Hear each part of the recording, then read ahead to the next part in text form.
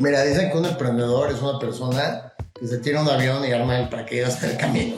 Entonces yo creo que nunca es un camino, como bien lo sabes, claro, ni sencillo, ni es Sí. una dirección exacta. Hay que tirarle a la luna y aunque no llegues, si le tiras alto, pues a lo mejor vas a acabar en una estrella.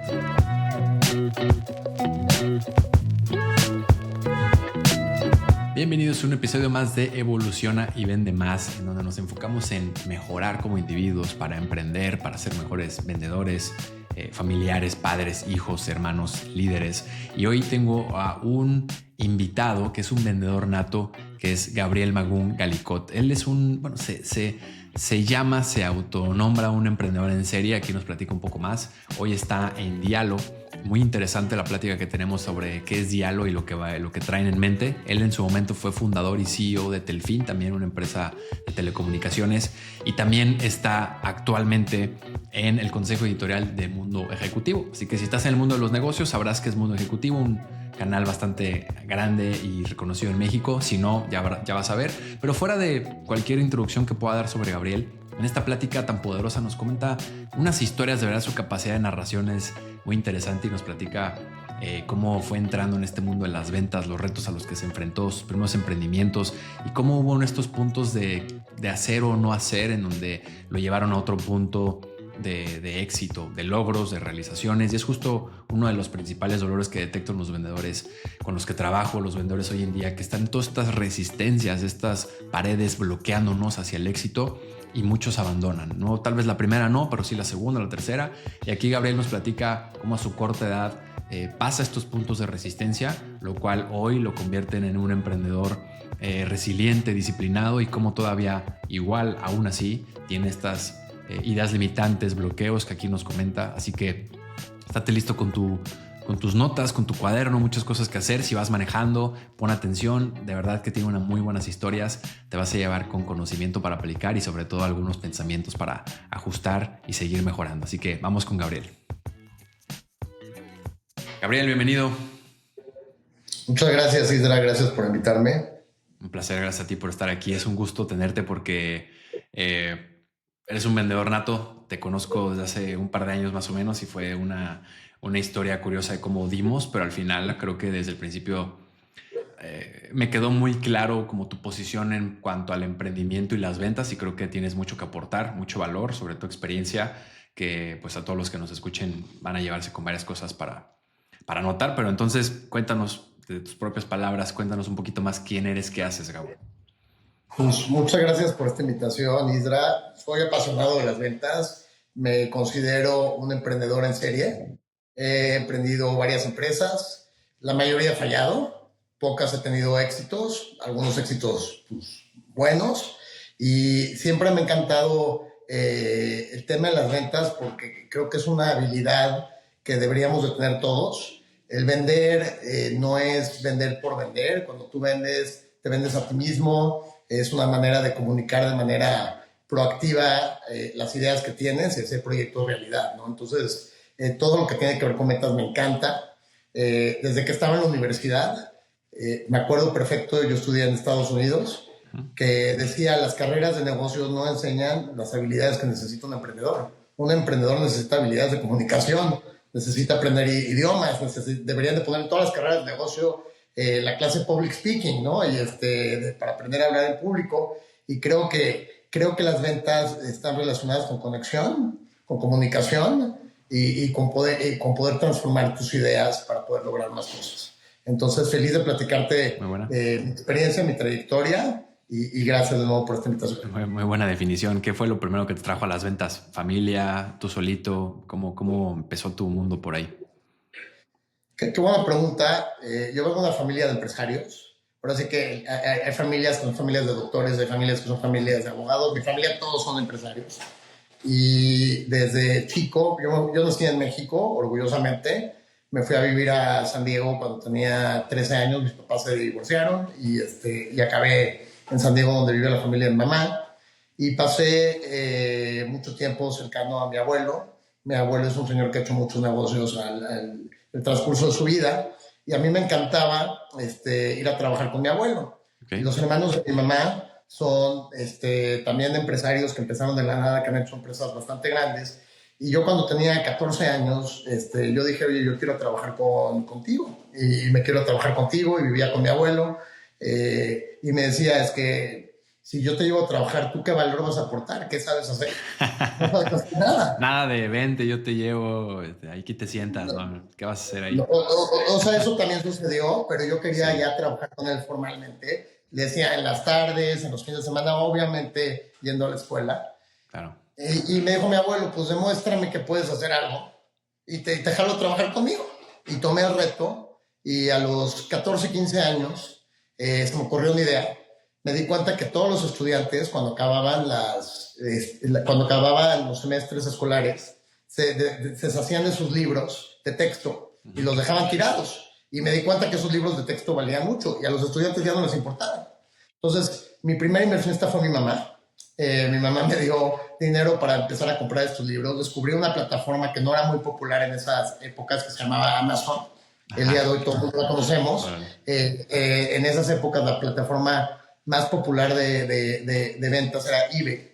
Y dije, bueno, tengo una computadora, y no era como las computadoras modernas, era de las computadoras todavía cuadraditas que sonaba cuando las prendía. Conozco algunas gentes y voy a intentar vender en línea. Y antes de abrir el negocio de los libros, mi primer instinto fue, bueno, mi abuelo tiene arte, me voy a meter a eBay, que era la plataforma más popular, y voy a tratar de vender arte a mi abuelo. Y todos los días agarraba, subía su arte, le tomaba las fotos, le metía a eBay y no se vendía. ¿Y por qué no se vendía? Porque en esa época la gente no compraba arte caro en una plataforma Sí, era que no... difícil, ¿no? Claro. Pon la No, tarjeta, ¿no? y menos en eBay, y las compras en internet no eran tan populares Sí, como sí, el sí. día de hoy, y eBay era una plataforma de reventas, y luego se me ocurrió, bueno, mi mamá tiene una amiga que es joyera, que vendía unas joyas que se volvieron muy famosas, que siguen siendo famosas en esa época, una empresa que se llama Toast, que era la de los ositos, Sí, sí, sí. y dije, bueno, voy a vender las joyas de Toast. Y dije, eso es una marca popular, y tampoco se vendían. ¿Y por qué no se vendían? Porque la gente no confiaba en comprar joyería cara. Además, Toast no me podía vender más de cierta cantidad de piezas a cierto precio, y no funcionó. Hasta que, regresando al tema original, descubrí esta plataforma que se llamaba Amazon. Me di cuenta que los estudiantes abandonaban sus libros y los dejaban. Dije, bueno, voy a tratar de vender libros de texto. Y además era muy sencillo porque los libros atrás tienen un código que se llama IEBN, donde tú lo pones en la plataforma y te sale el libro de texto exacto, y no lo tienes, ni siquiera ni siquiera tienes que montar la foto. Ah, Entonces ya, empecé a órale. comprar Ok. estos libros y se empezaron a vender. Y luego me di cuenta, algo que no puedes hacer ya ahora, que por ejemplo yo ponía este libro. Este libro yo lo ponía en $10. Y de repente me encontraba que había 20 de esos libros que alguien los vendía en $2. Entonces empecé a comprar los 20 en $2 y volverlos a vender en $10. Y me funcionaba. Y empecé a encontrar nuevas estrategias. Me di cuenta que podía negociar con el correo de Estados Unidos para que me bajen mis costos, y lo logré. Llegó al punto que creció tanto este negocio que tuve que comprar una bodega en la parte de atrás de mi casa para poder guardar todos los libros, y me empezó a funcionar y empecé a vender y vender. Y es muy curioso porque por ahí tengo un correo, tuvo una falla en la plataforma, y dije, bueno, necesito que alguien me ayude. Y me dice un tío mío, pues escríbele al CEO, ¿no? Y estaba el Gmail de Jeff Bezos en esa época en Amazon, y le escribí y me respondió.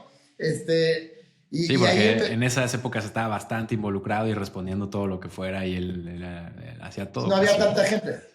Sí, sí, y curiosamente ese pequeño negocio me empezó a generar $5,000 al mes a los Wow. 15 años, y logró ser un gran negocio hasta que llegó al punto que tenía que aplicar para las universidades, y se empezó a juntar con mi escuela Ya y no ya me dijo, querías. no, yo sí quería, mi familia me dijo, ya demostraste que puedes vender, ponte a estudiar porque vas a ir a la universidad y aplica. Pero mi Sí, primer negocio realmente fue a los 15 años, y me di cuenta que mi habilidad era vender, usar las herramientas que tenía cercanas como cualquier chavo de 15 años, que era mi sí, sí, sí. computadora, los libros de la escuela, y ahí incursioné en mis primeras ventas.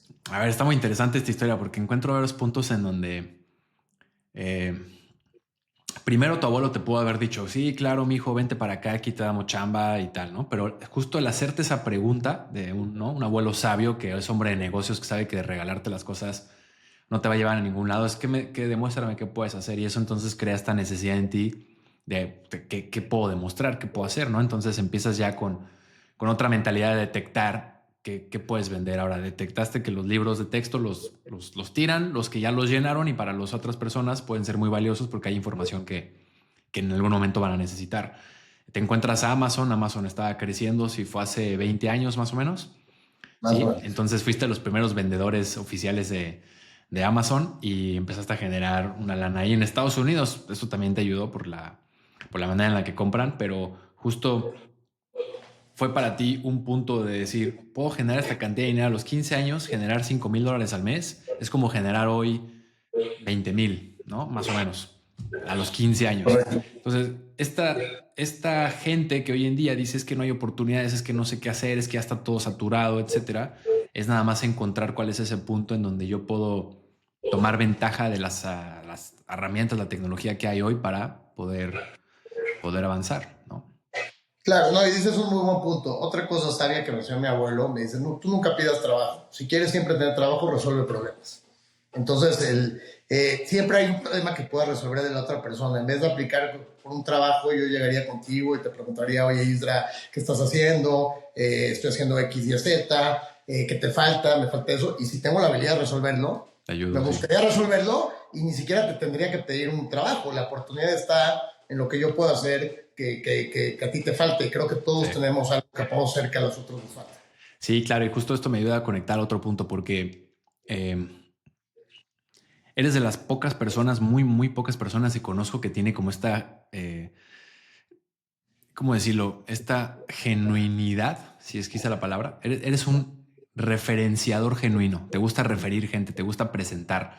Muy pocas veces he estado en una cita presencial con alguien que, como tú, sacando contactos y diciendo, no, yo conozco a Pedro, yo conozco a Alexander, tal, tal, déjame le marco, y levantas el teléfono en ese momento. Mira, estoy aquí con Israel, que hace esto, tal, tal, y conectas gente de una manera en la que ya parece normal, pero es una habilidad que has desarrollado por muchos años, ¿no? Y eso creo que viene justo de resolver problemas, porque resuelves el problema para esta persona, para la otra, y al final uno gana. Sí, me imagino que has hecho bastante y has generado mucho de referir personas, pero en ningún momento se ve que esa es tu intención, ¿no? Y aquí creo que la cultura es mucho de no te lo paso, no tuve el contacto, no te lo quiero, es mi cuate. Sí, entonces, cuéntanos un poquito dónde viene esta mentalidad y qué te ha llevado a ser tan generoso con tus contactos. Te digo algo muy curioso. Curiosamente, por muchos años no generé nada de referir a gente y me ha costado mucho trabajo aprender a cobrar refiriendo a gente. De hecho, el día de hoy me regaña mi novia, mi abogado, mi socio y me dicen, oye, eso tiene mucho valor, lo deberías de cobrar. Entonces, algo que he aprendido. Lo que acabas de decir realmente es genuino. Si te puedo echar la mano, ¿por qué no te echaría la mano? Y eso viene de algo más profundo. Yo he tenido la oportunidad de vivir en muchos países en el mundo he vivido en 3 continentes, en varias ciudades, y yo creo que la que más me ha marcado ha sido Shanghái. Yo a los 19 años me fui a vivir a China y no conocía a nadie. Me fui a estudiar a China y después de 6 meses yo dije, yo me quiero quedar. Y mi mismo abuelo me dijo, oye, yo no te pago la universidad para que te vayas de vacaciones. Si te quieres quedar, te voy a dejar de dar dinero y Ajá. vete a trabajar en la Expo Mundial. En la Expo Mundial, mi primer trabajo en la Expo era director de operaciones, lo cual operaciones significa nada. Yo veía gente entrar y salir y no, realmente no hacía nada de gran valor. Me gusta el arte, me volví amigo de la curadora del pabellón de México y me empecé a aprender el tour del pabellón que nadie daba. Entonces yo veía a un mexicano que pasaba, te veía a ti y decía, oye, Isra, ¿quieres conocer el pabellón? Y te lo enseñaba sin que nadie me pidiera. Y luego te decía, bueno, yo tengo un pase a donde me puedo cortar las colas de toda la expo que atendieron 90 millones de personas. Te puedo enseñar otros pabellones también, si quieres te llevo y te enseño. Y yo no sabía quién eran estos personajes, muchos de esos eran empresarios muy importantes de México, descubrí después, los cuales no tenían la menor idea. Y Claro. luego les decía, bueno, pero, y yo no tenía lana, me pagaban $700 al mes, mi abuelo no me da dinero, vivía en el sofá de un cuate durante el tiempo de la expo y trabajaba 7 días a la semana porque así era la expo mundial.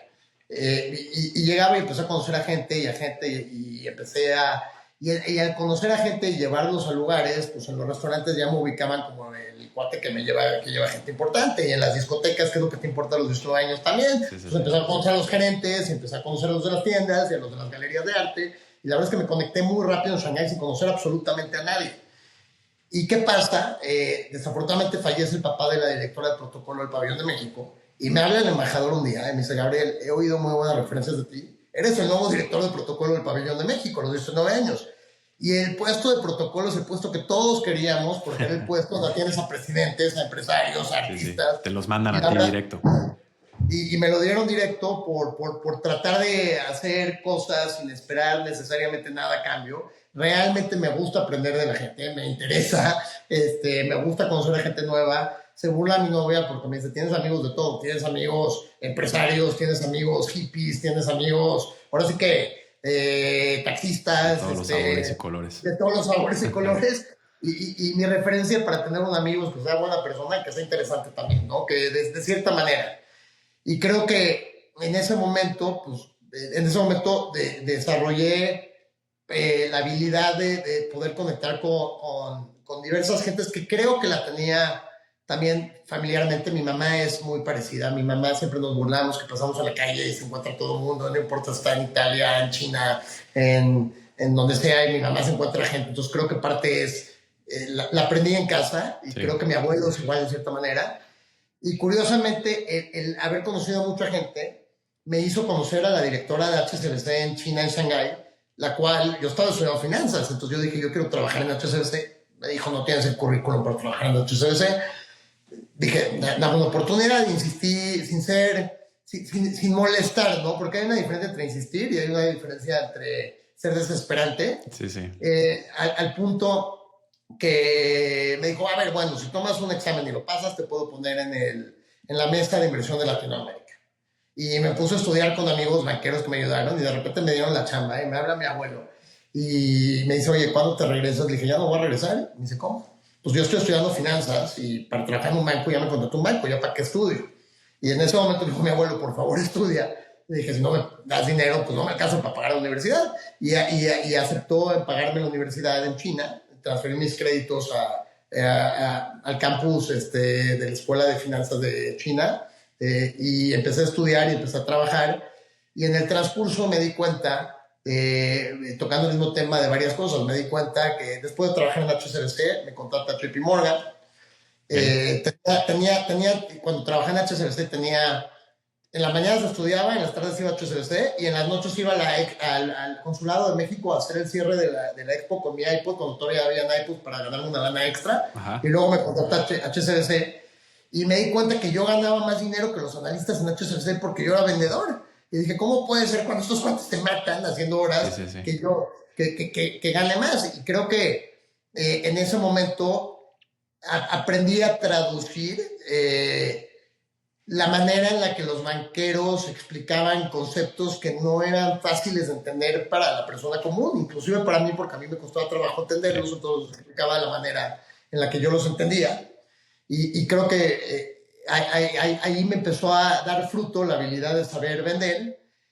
Por otro lado, tenía que hacer amigos en Shanghái porque pues, llegué sin conocer a nadie. Me da mucha risa porque di una plática justo en UNAM y me decían, no, es que tú te fuiste a China y tú conocías a mucha gente. Yo no hablaba mandarín, yo no conocía absolutamente a nadie. Tú hiciste Entonces, tu camino.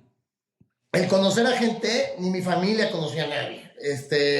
El conocer a gente, de cierta manera, no lo hice con ese motivo, pero fue también sobrevivencia. Tenía que conocer a gente y tenía que ver a gente nueva para poder vender, para poder hacer negocios, para poder tener una chamba. Entonces, de cierta manera, es una habilidad que se fue desarrollando también por un instinto de sobrevivencia y fue dando fruto.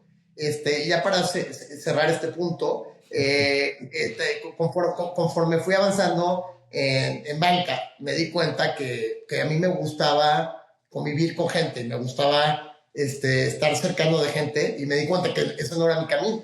Y mi carrera de banca acabó por ese motivo. Yo no quería estar sentado detrás de un escritorio mandando correos, yo quería conectar con más gente. Tienes buena capacidad de narración. Seguro que los que están escuchando la historia están igual de entretenidos que yo. Y al final, justo la vida te enseñó, ¿no? De cómo darle ese camino. Esta manera de decir que es el vendedor que digo que es empírico, que aprendes todo lo que haces por la experiencia y luego entra esta parte de la ciencia y la venta, que es la estructura, los procesos y la técnica que la fuiste adquiriendo después. Pero al final, si tú te fuiste demostrando cosas en cierta edad, te da ese cambio de comportamiento, ¿no? De confirmación, te empiezas a sentir como que controlas el mundo, ¿cierto? Decir, oye, ya me estoy codeando con estas personas por lo que yo logré. Y luego llega esta etapa en la que ya lo profesionalizas, ¿no? Entonces, ¿cuáles son hablemos un poco sobre los retos con los que te enfrentas. Me interesa esta palabra y profundicemos un poco en ella. ¿A qué te refieres? Emprendedor en serie. Creo que hay mucho tabú sobre lo que es emprender, miedo. Obviamente es algo complicado, es algo interesante y no es para cualquiera. No todos quieren ser emprendedores, pero ¿cuándo es el punto en el que uno como individuo, como emprendedor, dice, quiero seguir, no importa si fallé, quiero continuar, tengo una meta, tengo un sueño, algo que lograr, o decir, sabes que esto no es para mí, mejor sí quiero sentarme en el escritorio de algún lugar y estar tranquilito? En tu caso, ya estás un poco entrando en ese punto, pero ¿qué es para ti ser un emprendedor en serie y qué retos has enfrentado en este camino? Hey, rápidamente te interrumpo solamente para invitarte. Fíjate que los últimos meses he estado desarrollando un entrenamiento que ya está en video para ti, que tiene recursos y herramientas que te ayudan a entender el ciclo completo de la venta, el camino de la venta desde la prospección, cómo sales a buscar oportunidades en frío, con herramientas, libretos, estructura que te permita crear secuencias poderosas, cómo recibir estos leads cuando tienes que filtrarlos y guiarlos hacia la toma de la decisión, cómo mostrar una muy buena propuesta comercial, cómo tener una muy buena entrevista, una segunda llamada, cómo hacer seguimientos generando avances de venta, cómo manejar objeciones, desarrollar necesidades. Y todo esto viene en este entrenamiento que hice para ti, para que entiendas en qué etapa está tu cuello de botella y cómo puedes ir librándolo. También tiene unos agentes de ChatGPT entrenados para que los uses de inmediato y te empiecen a dar resultados. Así que la liga está en la descripción. Gracias y continuamos con el episodio. Mira, dicen que un emprendedor es una persona que se tira un avión y arma el paracaídas en el camino. Entonces yo creo que nunca es un camino, como bien lo sabes, claro, ni sencillo, ni es una dirección exacta. Yo me di cuenta en el transcurso de diversos trabajos que tomé, porque tienes que adquirir habilidades. No puedes llegar y despertarte y decir voy a emprender si no tienes ninguna habilidad. Tienes que aprender de otros, tienes que tener mentores, tienes que leer, tienes que estudiar. Y no hablo de un estudio formal, tienes que estudiar en la vida, ya sea pegándote a alguien o escuchando gente en el camino. Y tienes que fallar, como bien lo dijiste. Justamente en China, cuando me salgo de banca, me contrata de nuevo el Consulado de México, la parte de ProMéxico, que es la parte empresarial. Me contratan como primer secretario, que era un puesto ya diplomático, y era muy joven para tener un puesto diplomático, lo cual me hizo crecer mi red de contactos de manera marginal. Y llegó una persona a mi vida que se llama Tomer Marx, que era mi nuevo roommate, un cuate de Bélgica, que me llevaba 10 años. Él era auditor para Ernst & Young, un cuate cuadrado, o sea, si tú le tratas de dar una mordida, esto, cero. O sea, un cuate de veras, línea derecha, y estudió ingeniería mecánica en varias universidades pues, de renombre en Inglaterra, etcétera, etcétera. Y Tomer llegaba todos los días enojado a la casa que decía, es que todo el mundo me odia en mi chamba. ¿Por qué? Porque soy muy bueno. Y él trabaja para las empresas europeas y encontraba fábricas completas en China que no estaban reportadas y lo querían matar. O sea, de verdad, un cuate que odiaba lo que hacía y yo ya estaba aburrido en mi chamba. Entonces dije a Tomer, oye, ¿por qué no abrimos una consultoría? Y le dije a Tomer, yo voy a conseguir la lana. Pero si ya seguía en Shanghái. Seguía en Shanghái. Okay. Fue la primera empresa que aprendí después de la empresa del libro. Y le dije, vamos a una consultoría, yo voy a conseguir la lana, yo voy a conseguir los proyectos, tú los analizas, tú haces toda la parte técnica. Creo que es importante siempre reconocer cuáles son tus habilidades fuertes y cuáles careces, y creo que Tomer tenía muchas habilidades que yo no tenía y viceversa. Y decidimos abrir una consultoría que se iba a llamar Magun Marx & Associates. Marx es un gran apellido para tener en China, no había ningún associate. Llegamos, rentamos una oficina en la mejor calle de Shanghái, rentamos la sala de juntas de la oficina de un cuate en la mejor calle de Shanghái. Yo había trabajado en verano con mis tíos en telecomunicaciones, entonces pusimos experiencia en telecomunicaciones. Tomer habla francés, hablamos francés. Yo hablo hebreo, hablamos hebreo. Sabía pocas palabras en mal italiano, hablamos italiano, y hablamos español, y hablamos inglés.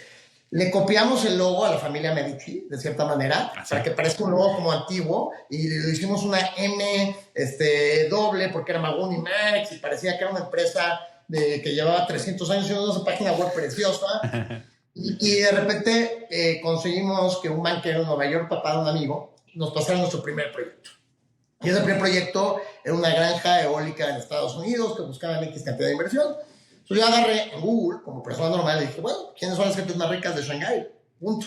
Yo conocía gente de ese nivel de capital que pudiera invertir Sí. En este tipo de proyectos. La mayoría de mis amigos eran extranjeros, aunque tenía amigos de todo, pero la mayoría de mis amigos empresarios importantes eran extranjeros en ese momento y no tenían esos capitales.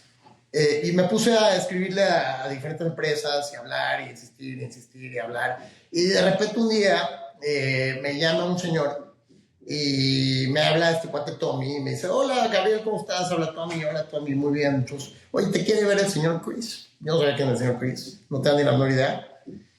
Y le digo, perfecto, ¿cuándo puede vernos el señor Chris? Puede el próximo martes, ¿estás disponible? Y dije, déjame checar mi agenda, no tenía nada. Y le dije a Tommy, bueno, creo que sí podemos acomodar un espacio para el señor Chris. Muy bien, muy bien. Y ya vamos a la oficina del señor Chris. Yo nunca había visto una oficina en China de ese tamaño, era una oficina enorme, con cola para entrar. Yo nunca he visto una oficina que tengas cola para ver a este cuate Chris. Y llegamos con nuestros saquitos cuando todavía se usaban, y corbatita y portafolio, y el proyecto bien hecho. Y después de esperar un rato, nos recibe este señor asiático de 1,90 m, enorme, y nos ve que tenemos 20, 30 años. Y se muere de la risa. Le pasamos el proyecto que lo imprimimos y lo tenemos bien formal hecho. Lo ve 2 segundos y lo tira al lado y le vale gorro. Y en ese momento el señor Chris, que no sabíamos quién era, nos dice, le vale gorro el proyecto, nos dice, oye, ¿y ustedes qué hacen? Y le empezamos a platicar a la consultora que acabamos de abrir recientemente. Y se pone un poco de risa, como estos 2 chavitos extranjeros creen que le van a consultar a los chinos y que les van a enseñar a hacer negocios en el occidente como si no supiéramos. Y nos empieza a platicar y le da curiosidad. Y ya después de un tiempo, persona ocupada, este señor Chris, le hablan de su asistente y le dice, oye, tienes la siguiente cita. Y estaba a punto de corrernos hasta que de repente ve una foto de un boxeador. Y en esa época empezó a tomar clases de box. Digo, no era el aficionado más grande de box, pero pues, como cualquier persona que empieza a tomar clases de un deporte, te empieza a gustar y te empiezas a meter. Y le digo, oye, ¿qué es esto? Y me dice, ¿te gusta el box? Y se emociona este señor y sus ojos rasgados así se le hacen grandotes. Y me dice, déjame te enseño unas movidas de box. Y me dice, si te hago esto, te puedo romper la mano. Y digo, ojalá no me rompa la mano. Si te hago esto, te puedo ahorcar, ojalá no me ahorque. Y me empieza a enseñar y se nos acaba el tiempo y fue una experiencia muy exótica. Y de repente nos pregunta, oye, ¿han visto una pelea de box en Tailandia, de Muay Thai? Y yo dije, no. ¿Quieren venir conmigo? Era un martes a Tailandia el jueves. Yo dije 100%. Y dice, bueno, los va a contactar Tommy para hacer los arreglos y se vienen conmigo a Tailandia. Ok, salimos de la oficina y Tommy regañándome, tú no sabes si este cuate es un gángster, tú no sabes quién es, cómo estás en Tailandia. La parte precavida. Sí, yo le dije, Tommy, yo no sé si tú vas a ir o no, pero yo voy a ir. Tommy me dice, yo no voy. Yo dije, sí voy. Llego el jueves, me recoge un Rolls Royce en China, que yo no había visto esos coches en China. Me lleva al aeropuerto, avión privado. Llegamos, yo no sé con quién estoy. Llegamos a Tailandia, llegamos a la pelea de box. Y el palco del señor Chris famoso estaba junto al rey de Tailandia. No sabemos quién es el señor Chris. Regresamos a esta experiencia exótica, padrísimo. Regresamos a Shanghái. Y ya se acabó la experiencia. El domingo estoy con mis amigos, echando unos drinks, comiendo. Y estaba en shorts, me acuerdo perfecto, y me habla este mismo Tommy, me dice, el señor Chris te quiere ver que te vengas a este restaurante muy elegante. Le digo, Tommy, tengo shorts, no importa. Llego, puros asiáticos, el único occidental era yo, vestido de shorts, y me saluda el señor Chris, me dice, ¿cómo va tu consultora? Y siempre muy amable, y la gente se paraba cuando este señor Chris llegaba y yo no sabía quién era. Sí, sí. Y ya, se vuelve mi amigo el señor Chris, y de repente me empieza a invitar a eventos, y me empieza a invitar a diferentes cosas, y yo seguía sin saber realmente quién era. Sabía obviamente que era alguien importante. No era una época en la que podías investigar tanto a alguien o meterte a ver perfiles, ¿no? O sea, si no estaba en Google, no era como que otra manera de entender quién era. Pues en China un poco más difícil, y los nombres asiáticos, cuando los traducen en inglés, sí, cambian. No, ese es el nombre original. No estaba seguro. Y continuamos con la consultora, logramos cerrar una consultoría para una empresa de pinturas de Bélgica, lo cual ayudó a pagar los 6 meses que tuvimos de la sala de juntas, hasta que de repente pues ya no jalaba la consultora. Creo que fue mi primera falla, de cierta manera. Y me cita el señor Chris y me dice, oye, ¿cómo va la consultoría? Y siempre se emocionaba. Y le digo, ¿sabes qué? La vamos a tener que cerrar. ¿Cómo? Y se pone triste. ¿Y cómo la van a cerrar? Sí, pues no estamos generando lo que pensamos que íbamos a generar. La verdad es que no nos salió, ni modo. y pues ya se me está acabando la lana y pues necesito vivir de algo. Sí, sí, Pues me sí. dice, ¿qué vas a hacer? Le digo, hay una empresa que se llama AEG, que es una empresa de música y de estadios más grande del mundo. Tengo un amigo que es el presidente de AEG en Shanghái, me va a contratar y está padre porque pues es en la parte de negocios, pero son conciertos y viajas. Y me dice, ¿cuánto te ofrecieron? Y le digo la cantidad. Me dice, mira, yo te ofrezco 4 veces más para que te vengas a trabajar conmigo. Dice, mi papá le dio de comer a todos los estómagos de Asia, yo le quiero dar de comer a las mentes. Te voy a contratar como director de inversión en hospitalidad y entretenimiento de una empresa que se llama CP Group, que el señor Chris era el chairman, que es uno de los conglomerados más grandes del mundo, que genera el día de hoy en números americanos $90 billones al año. Para que te des una idea, City. es el doble CP Group, y genera $90 billones al año, el doble que Carso, y es una de las empresas más grandes del mundo, y el señor Chris era el chairman de CP Group, y el hombre más rico de Shanghái, el cual yo no sabía que era el hombre más rico de Shanghái, y pues acabé trabajando para el señor Chris. Entonces, la moraleja de esta historia yo creo que la moraleja de esta historia es, hay que tirarle a la luna, y aunque no llegues, si le tiras alto, pues a lo mejor vas a acabar en una estrella. Exacto. Entonces, no me salió la consultoría, pero conseguí una muy buena chamba. Otra buena historia. Aquí me gustaría, al ser un podcast que, como bien sabes, y lo estás haciendo para allá y te agradezco, es hablando de ventas. Hay unos puntos que dijiste que vale la pena enfatizar porque luego hay gente que la toma por hecho. Y sobre todo es de los temas con los que más hablo con los vendedores, que es como una cuestión de primero de dudar de las habilidades y luego como pensar por qué lo tengo que hacer. Y aquí tú mencionaste que literalmente te pusiste a prospectar en frío. O sea, se inventaron la consultoría, ¿no? Bueno, no se la inventaron. Hicieron la consultoría, hicieron el logo, tal. ¿Y qué hiciste? Levantar el teléfono, ¿no? Empezar a buscar en frío. Lo contaste muy ligero, lo contaste muy como, sí, eso hice y tal. Pero en ese momento, obviamente, a tu edad, en otro país, con cero experiencia, cero clientes, testimonios, nada. O sea, levantar el teléfono para vender algo que apenas es un sueño, es un reto que hoy hay vendedores que tienen empresas enormes que los respaldan y no pueden tomarse el tiempo de levantar el teléfono para vender algo, ¿no? Entonces ahí habla de lo que es vender por vender o vender por ambición, por un sueño o algo más grande que quiero generar. Y luego un punto muy importante que puede haber sido detonante es esta parte de la parte persuasiva, en donde esta parte de influencia en la mente que tú le preguntaste que qué era eso de box y te dijo, ¿te gusta el box? Tal vez si no hubieras hecho esa pregunta y hubieran sido como, bueno, sí, ahí nos vemos tal, ahí muere y nunca vuelves a saber nada del señor Chris, ¿no? Pero encontrar esta parte de unidad en la gente hace que se conecten las cosas. Obviamente me imagino que le caíste bien, le gustó tu carácter, le recordaste a su chavito, ¿no? A él de joven, que también era emprendedor y tal, y ahí no nos contaste muchas cosas, pero creo que vale la pena enfatizar en estas pequeñas cosas y detalles que uno tiene en el camino hacia llegar a esa estrella cuando quiere llegar a la luna, y que te pueden cambiar todo en un momento. O sea, puede ser un día en el que de repente tu vida da un giro de 180 grados, ¿no? Hacia otro camino. Puede ser hacia mal también, pero puede ser hacia bien, sobre todo muy importante en tus ambiciones, tus valores y todo eso. Y a eso, Gabo, hoy en día, ¿cuáles consideras que siguen siendo algunas ideas limitantes o sí, trabas que todavía tengas tú que, que pudieras eliminar, que te permitan convertirte en una mejor persona, emprendedor? Mira, creo que en el camino mis problemas han ido cambiando y también ciertas habilidades las he ido desarrollando. Creo que el día de hoy mi piedra más grande es falta de enfoque en un proyecto. Y me lo han dicho 1000 veces. A mí me gusta tratar de hacer. Te quedaste con lo de emprendedor en serie y sigues en series. Y creo que sí, creo que cuando he logrado enfocarme en un proyecto en mi vida y en ese proyecto y enfocarme en esta idea, creo que me he ido bien. Creo que cuando trato de hacer muchas cosas al mismo tiempo, no me va tan bien. Y no es un motivo pero sí, es una expresión, es falta de enfoque. Tengo un tío muy sabio, te digo su nombre, se llama Adolfo Faslich, él hizo Cinemex. Y mi tío Adolfo me vio haciendo 20 proyectos y un día él fue a Harvard y es un cuate listo y es un cuate centrado, y un día habló conmigo y me dijo, a ver, yo cuando vendí Cinemex se me ocurrió una idea para hacer una empresa de una fibra. Esa fibra el día de hoy se llama Fibra Hotel. Creo que es la segunda fibra más grande del país después de Fibra Uno. No sé Pues cómo está Fibra la uno. comercialidad de hoy. Sí. Y me dice Adolfo, sin embargo, yo también quería hacer cines. Y entonces fui a hacer estos cines en San Diego que se llaman Delot, que se fueron muy populares. Y quería hacer departamentos y quería hacer esto. Y no porque no tuviera la capacidad de hacer todo. Evidentemente tenía la capacidad, le hice. Pero el problema que me di cuenta después es que si me hubiera enfocado nada más en la fibra y me hubiera dado las acciones que me hubiera ganado la fibra enfocándome en eso, Claro. esas acciones me hubieran generado más que todos los más juntos.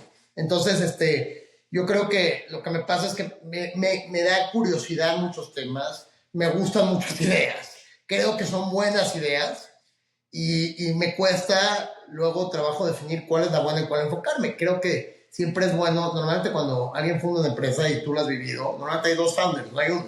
¿Y por qué hay dos fundadores de las empresas? Porque necesitas uno que aterriza al otro, ¿no? Y que complemente al otro. Entonces, creo que cuando he estado volando solo, creo que me disperso y creo que el enfoque me haría un mejor emprendedor. Ok, muy bien, buena idea y la tienes ahí bastante clara, porque has hecho muchas cosas y sí, sin duda, obviamente estás en una, pero también está la otra, pero la otra llega una idea nueva, entonces no te puedes enfocar en justo, por ahí dice Naval Ravikant, ¿no? Enfócate 10 años en algo y listo.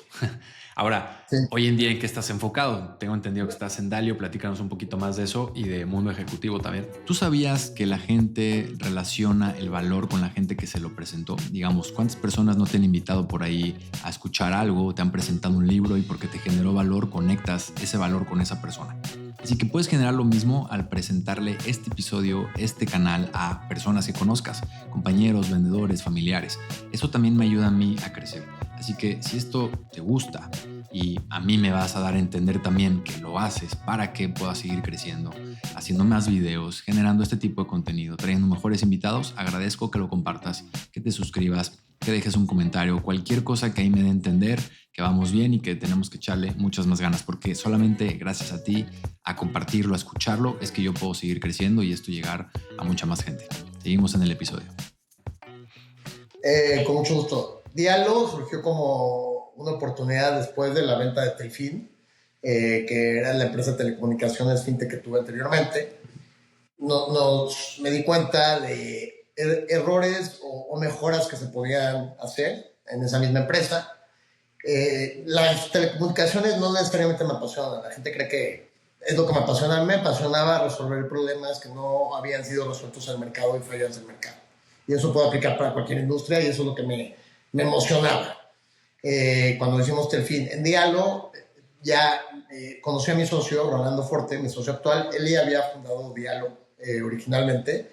Sin embargo, él tenía lo que yo no tenía en Telfin. Él tenía una estructura muy clara, tenía tecnología muy clara, tenía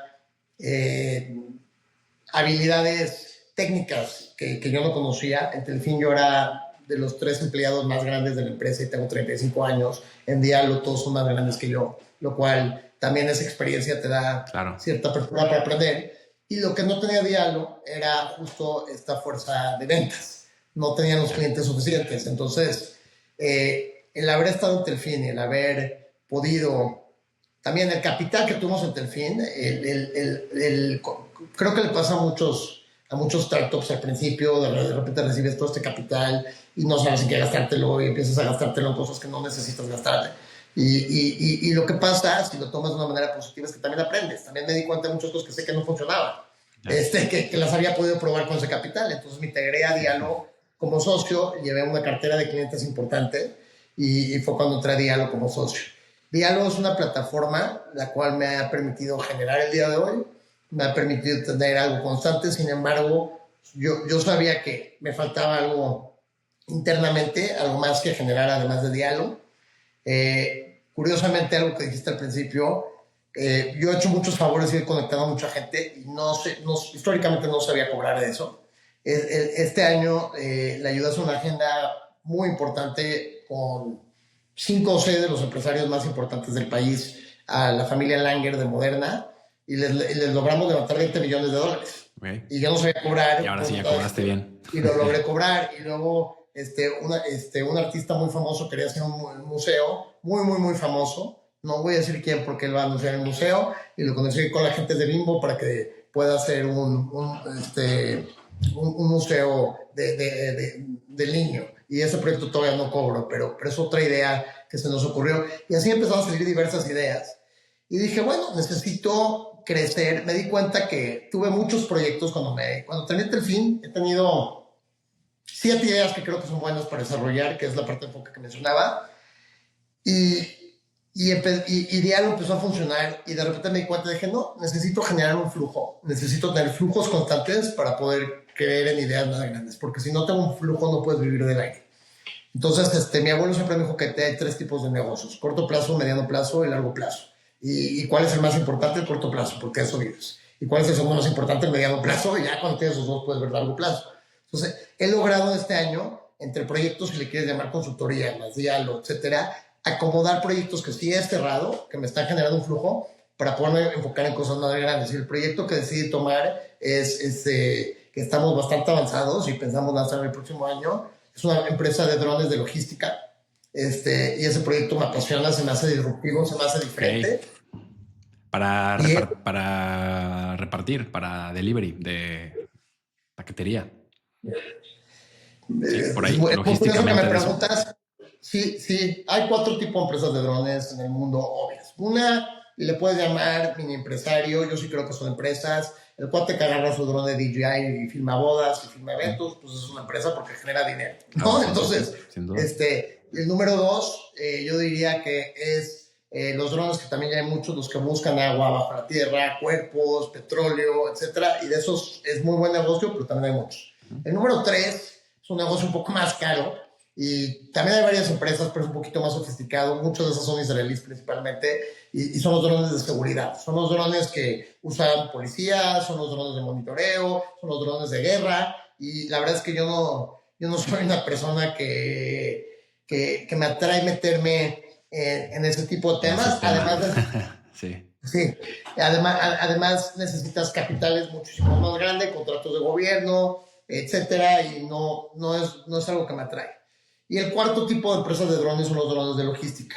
En todo el mundo, en todo el mundo, no en todos los países, en todos los continentes del mundo, ya existen empresas exitosas que están haciendo diversos tipos de logística con drones. En Latinoamérica, yo diría que hay 3 empresas relevantes. La mayoría están empezando, se están enfocando en Estados Unidos, todo el mundo quiere el mercado americano, como siempre. Y nos dimos cuenta que en México podría ser muy valioso tener este tipo de drones. La primera idea obvia fue, oye, para hacer delivery de comida. ¿Por qué? Porque la Ciudad de México es la ciudad con más delivery de comida, tráfico, etcétera. Y conforme fuimos desarrollando esa tesis nos dimos cuenta que no, porque los permisos son muy complicados, vas a volar arriba de gente y es mucho rollo y no iba a jalar. Entonces empezamos a sacar otras tesis de dónde nos podíamos enfocar y llegamos al punto que nos atoramos. Y algo que aprendí en mi última empresa es que hice muchas cosas en empresas anteriores sin verificar si era lo correcto o si había una necesidad de mercado. Creo que eso le pasa a muchos emprendedores. Sí, claro. Un problema que resolver. Un problema que resolver. Y más si eres buen vendedor, logras convencer a gente que es un buen problema y luego te das cuenta que no hay mercado, que no era el problema correcto. Sí. Entonces empezamos a hablar con las empresas de drones más grandes del mundo y nos dimos cuenta de la complejidad que conlleva llevar un negocio de logística de drones, hasta que llegamos con un aliado que lleva 15 años en la industria, que ya hace desde delivery de órganos hasta delivery de pruebas médicas, hasta delivery de cosas más importantes, más relevantes, ¿no? Que sí, en verdad es la vida o la muerte entre la entrega a tiempo o no, y tiene que ir rápido y más que una pasta.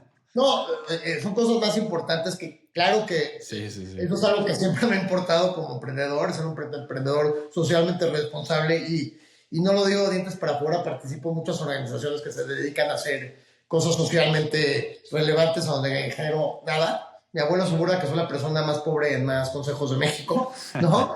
Pero además de eso, son negocios de poco volumen claro. y de cargas. Y te pagan más por ese envío que por 25 pastas o comida tailandesa, ¿no? En la Condesa. Exactamente. Entonces, el enfoque de la empresa va hacia hacer deliveries de esa manera. Además, Es decir, si ves tráfico y si ves contaminación, los drones son eléctricos. Entonces también hay un factor ecológico de hacer delivery con drones. Entonces esa es la empresa que el día de hoy me apasiona. Nos faltan...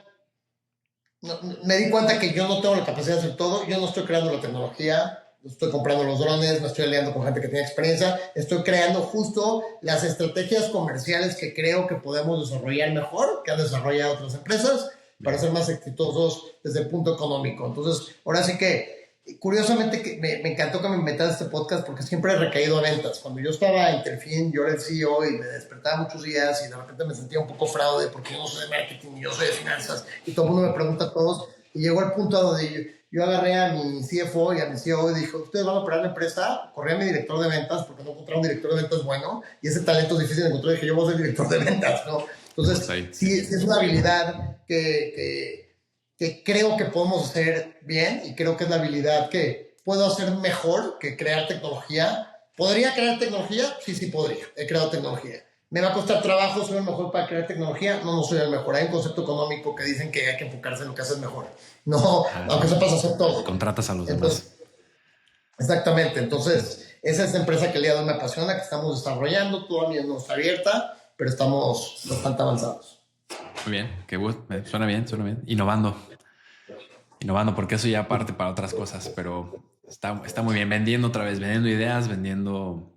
Ahora vas a tener que volver a desarrollar, a vender a gente, empresas, hospitales, etcétera. Entonces va a estar esta parte divertida que ya tienes bastante callo. Gabo, has dicho muchos consejos y parece que tu abuelo es una persona sabia que te ha dejado muchas cosas, pero aquí me gusta preguntar, aunque no sea de tu abuelo, ¿cuál es uno de los o el consejo que más se ha quedado en ti en tu vida? Un consejo que nos puedas compartir. Mira, creo que no hay un consejo, creo que hay muchos y creo que son individuales para cada quien. Sin embargo, yo algo que me repito a mí todos los días es levántate, no importa qué tan difícil sea, no importa si tienes un día complicado, levántate, haz las cosas. A mí me ha servido mucho tener una agenda, tener disciplina, yo anoto todo, escribo todo y creo que eso me ha dado, porque una idea la puedes tener y si la puedes comunicar bien, pero si no tienes los pasos de cómo vas a llegar a desarrollar, no se queda una idea. Entonces, para que sea un plan de negocios necesitas escribir los pasos, tener una disciplina. Si yo te digo, Isra, te voy a hablar hoy a las 5, te hablo hoy a las 5. Si te digo, Isra, voy a llegar a la 1, voy a llegar a la 1. Me consta. Entonces, creo que tener consistencia, eso te genera también confianza con la gente, porque la gente te cree y porque la gente te toma la llamada, porque no le fallas. Entonces creo que el mejor consejo que le puedo decir a alguien es sí tengan ideas, sí emprendan, sí sean disruptivos, busquen los problemas que tengan la capacidad de resolver en ese problema y vayan creciendo sus círculos de influencia, pero hagan un plan para llegar a esas ideas, desarrollarlas y tengan disciplina. Muy buen consejo, ¿eh? Y ese consejo se ve que es de tu experiencia y no tanto que alguien te lo dijo, sino lo que has desarrollado tú por tu experiencia y lo que has vivido. ¿Algún libro que te guste, que quieras recomendar, que te haya cambiado la vida, la perspectiva? Uno de mis libros favoritos, que es un libro muy grande para que tenga tiempo, se llama El Manantial, de Ayn Rand. No sé si lo has leído. No lo había escuchado. ¿El Manantial? En inglés se llama The Fountainhead. Okay. Esta escritora Ayn Rand escribió un libro que en China estaba prohibido, para que me entiendas. Vale. Se iba a llamar La Huelga, el título original, y luego le cambiaron el nombre a The Fountainhead. Y es una filosofía, yo creo que en mi gusto personal, la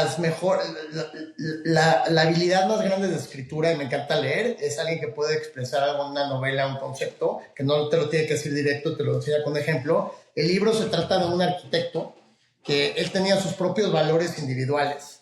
Y es una filosofía de esta escritora, muy famosa, y todo el mundo lo trataba de influenciar y le ofrecían dinero y cosas así, y no, él tenía sus metas y quería llegar a sus metas. ¿Por qué? Porque era lo correcto y porque era algo que él veía que se podía lograr, y ante todos los retos que tuvo, sin embargo, se quedó firme y siguió sus metas, ¿no? Entonces es un aprendizaje muy grande.